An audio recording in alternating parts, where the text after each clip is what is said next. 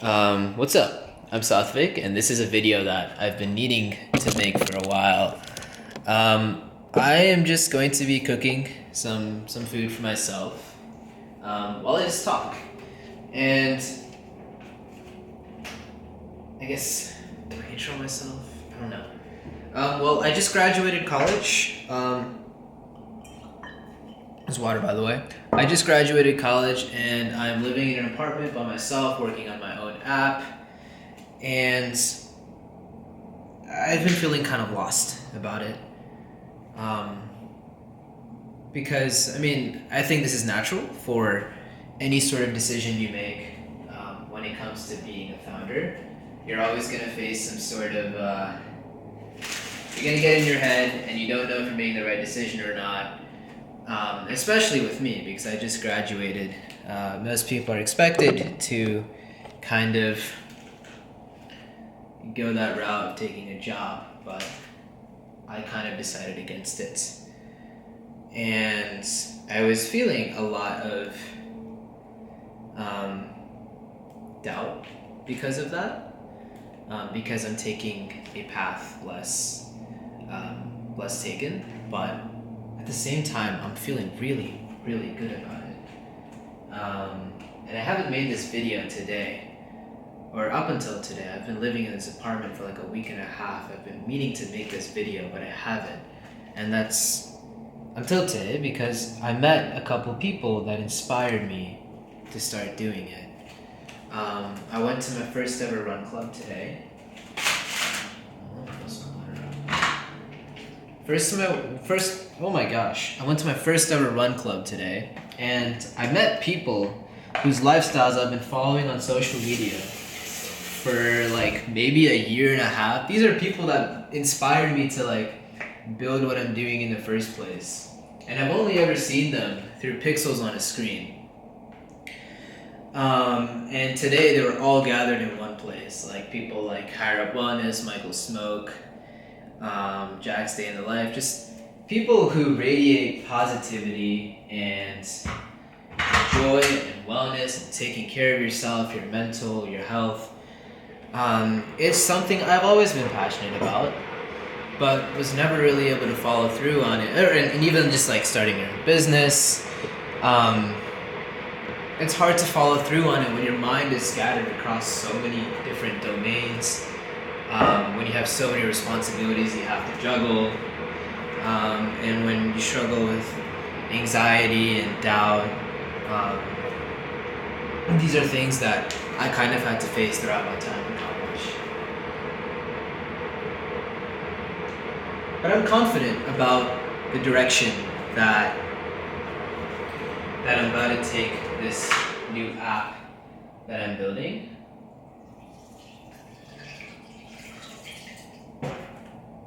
It's finally live on the App Store, and another place from which doubt came from is because the app that I'm working on now, I've been working on,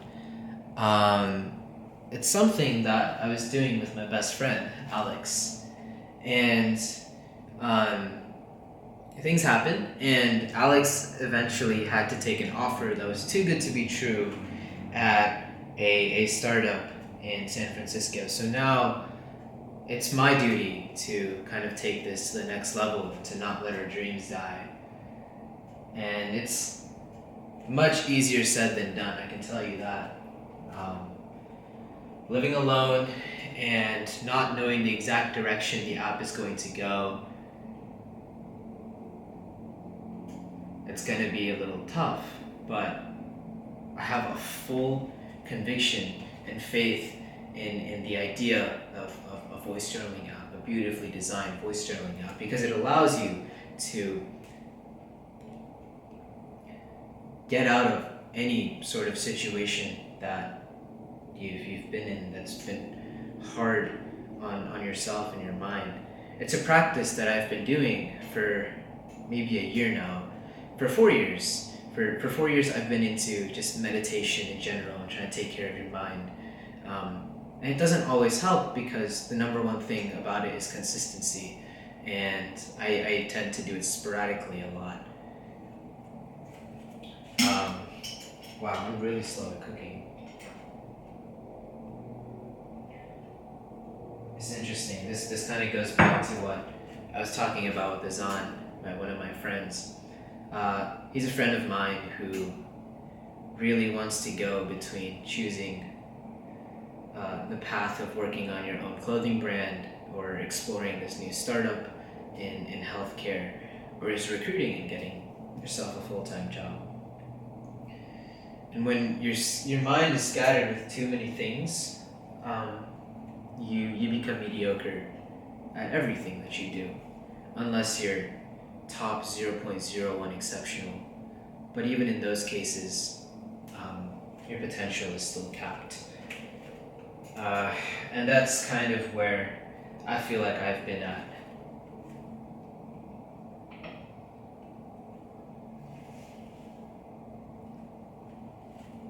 But I believe in the product. I believe in not just the product, but in my own ability to make people use it, to improve people's lives, to bring people together, to cook food for others, to make coffee for others, to play good music for others, and to make people have a good time and enjoy their life. That's the brand I've always wanted to build and to bring about. And this app is how I've always wanted to make that happen. How me and Alex wanted to make that happen. And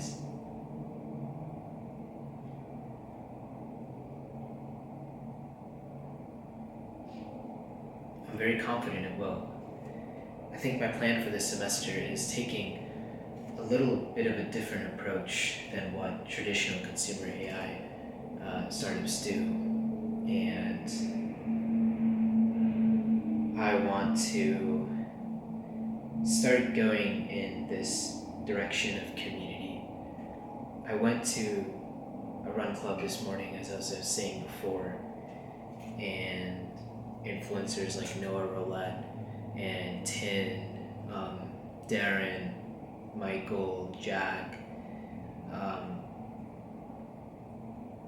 just seeing how they're able to rally a group of people together around a shared cause, and all of them are interested in just like becoming better. That was really inspiring to me, and that gave me a lot of confidence that we can make the same kinds of effort here on campus. And I'm not necessarily new to this. I've done this throughout my years in college. I've actually just been doing a bunch of random shit all throughout my 4 years. I remember I changed my major literally 4 times.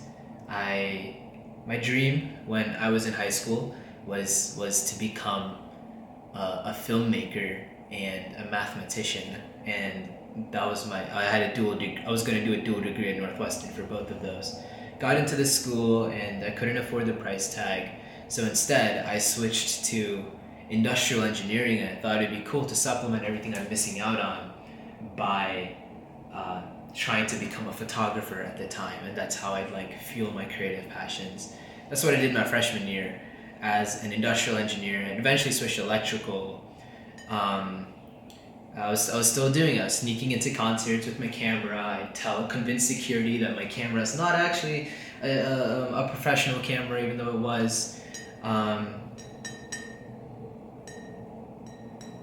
I grow my brand that way. But still, even at that time, too many things were on my mind. I just loved the concept of startups, starting something of your own at the time.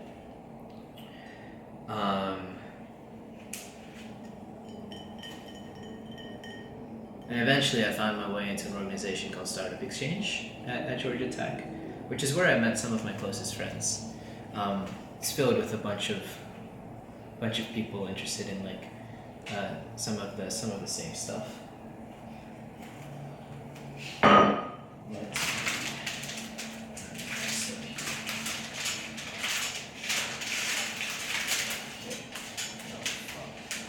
Dropped all of that. Let me turn on some lights here. Okay. Uh, yeah, as I was saying, um, yeah, I was doing that as electrical engineering, and then I got myself a skateboard. I think my freshman year, second semester of freshman year, electric skateboards, and I thought that those were fascinating. I thought this thing was the future. I could get literally wherever I wanted within the city of Atlanta that I wanted to get to within like 5 minutes. That's a stretch. By city of Atlanta, I just mean like Midtown campus, Georgia Tech campus. Um, but yeah, I was able to do that, and I thought it was so fascinating. I was like, I want to have my own, and it would be really cool if we could integrate AR VR technology to it. So I spent like a month learning everything I can about virtual reality and augmented reality and hardware too. So I take apart my skateboard. I hooked it up to an Arduino. It's like a little microcontroller, and then you can send with the Arduino you could signal tap it and send the signal straight to a VR headset, and then I could have a little odometer going. It was really cool. It was really cool. But eventually that failed. The reason it failed is because no one wanted it. No one wanted it, and no one would pay $5,000 for one. Right? It was one of those things that I thought would be really cool to have for myself, but I really didn't think about like other people. So there's learning there, and then somewhere along the way, I became very interested in AI, like every other CS major here at Tech, and I was fascinated by the idea of like talking companions, talking teddy bears, like something that could sit on your desk and you can talk to it, and it can talk back to you. You could form conversations. You could learn about the world. So that was like kind of like my next thing. I ripped apart a teddy bear sometime second year, and I also had switched to CS by this time, and I had no idea what I was gonna do on the recruiting side. I was cooked because I was doing so many different things, building up skills that I guess these companies wouldn't think were relevant. I was not able to get interviews. The bottom line. So I did that. I built the little teddy bear thing. That was really cool.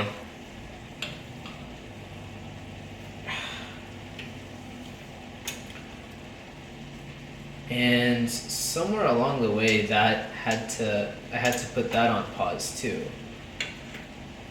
because of my shiny object syndrome.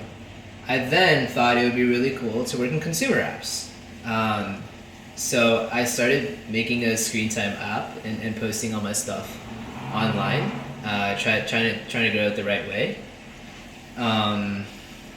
It was like a little screen time app where you could quote unquote like blink your friends, and by blinking your friends that means that you just block Instagram for their phones from like a certain period of time. At first I thought it was like meditation, wellness, but this is when I was like getting much more seriously and deeper into this whole idea of wellness. And one detail I forgot to mention, I went to study abroad in Europe for 3 months, and upon returning from and we had a lot of time on the trains to read, I guess, and you're exploring new countries.